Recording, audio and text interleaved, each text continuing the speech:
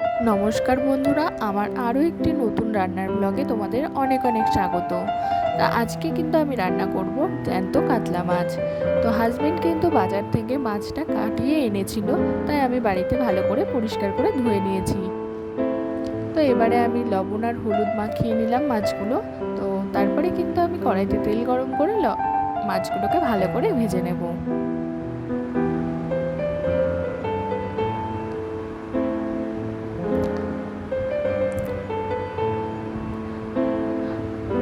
আর এই রান্নাটা করব আমি জিরে আর আদা বাটা দিয়ে কিন্তু পাতলা ঝোল রান্না করব।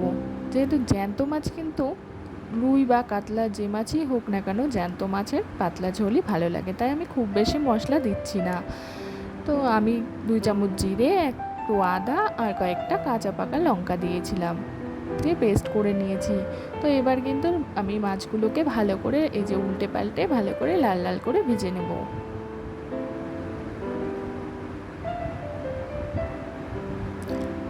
আমার কিন্তু প্রথমবার মাছগুলো ভাজা হয়ে গেল। এবার আমি আরও একবার মাছগুলোকে ভেজে নিচ্ছি।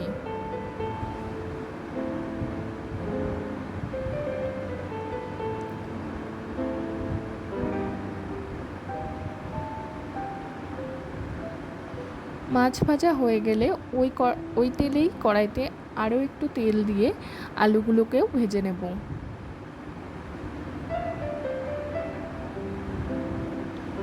লবণ আর হলুদ দিয়ে কিন্তু লাল লাল করে আলুগুলোকে ভেজে তুলে রাখবো।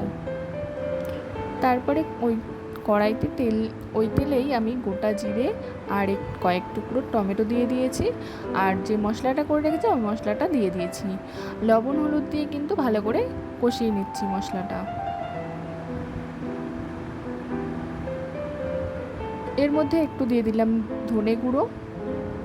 ধনে গুঁড়োটা বাড়িতেই বানানো। তারপরে কিন্তু ভেজে রাখা আলুগুলোকেও দিয়ে দিয়েছি, আর অল্প করে একটু লঙ্কার গুঁড়ো দিলাম।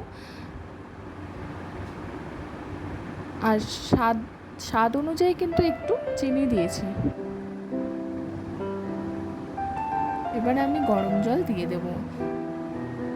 গরম জল দিলে কি হয়, অনেক সময় তাড়াতাড়ি রান্নাটা হয়ে যায়, আবার কিন্তু এর টেস্টটাও হয় ভালো।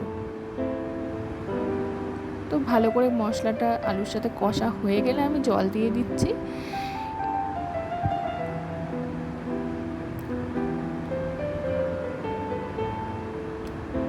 এবার ঝোলটা ফুটে ওঠার জন্য আমি কিন্তু একটুখানি 1 মিনিট ঢাকনা দিয়ে ঢাকা দিয়ে দিয়েছিলাম। এবার ঝোলটা বেশ ভালো ফুটে গেছে। এবারে আমি মাছগুলো দিয়ে দিচ্ছি।